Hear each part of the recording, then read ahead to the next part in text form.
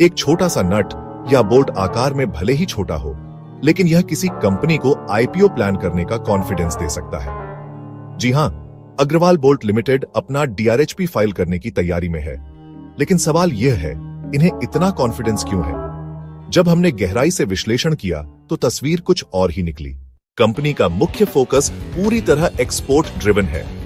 लगभग 90% माल यह Germany export करती है।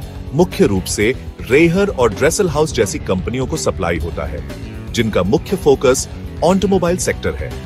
अगर ऑटोमोबाइल सेक्टर देखा जाए तो सेंसस डेटा के हिसाब से जर्मनी कार मैन्युफैक्चरिंग में 5वें नंबर पर है।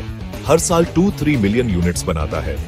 वहीं भारत 4-5 मिलियन यूनिट्स प्रोड्यूस करता है और 1-2% की ग्रोथ रेट बनाए हुए है।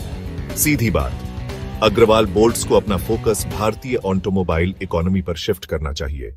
कंपनी अभी अनलिस्टेड है और इसका शेयर प्राइस 1300-1400 INR के बीच होवर कर रहा है, PE रेशियो 105 के साथ। जबकि भारत के leading fasteners business Sundaram fasteners का शेयर प्राइस भी इसी रेंज में FY 2024 में था और अब 983 INR के रेंज में है। पर अग्रवाल बोल्ट्स का रेवेन्यू उसका सिर्फ 0.67% है। जब भारत का जायंट खुद इतने स्ट्रॉन्ग फंडामेंटल्स के साथ राइटली प्राइस्ड है, तो यह क्यों नहीं? इसका सिंपल सा कारण है परसेप्शन। भारत में लोग अक्सर कंपनी का नाम देखकर इंप्रेशन बना लेते हैं और अग्रवाल बोल्ट्स सुनते ही लगता है कि इसमें निवेश करना चाहिए।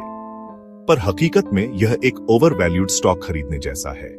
और अगर बात परसेप्शन की है, तो अग्रवाल फास्टनर्स प्राइवेट लिमिटेड, जो इसी फील्ड में है, ने रणनीतिक रूप से अपना फोकस भारतीय बाजारों पर रखा है और 40 साल से अपने मार्केट रूट्स को मजबूत कर लिया है।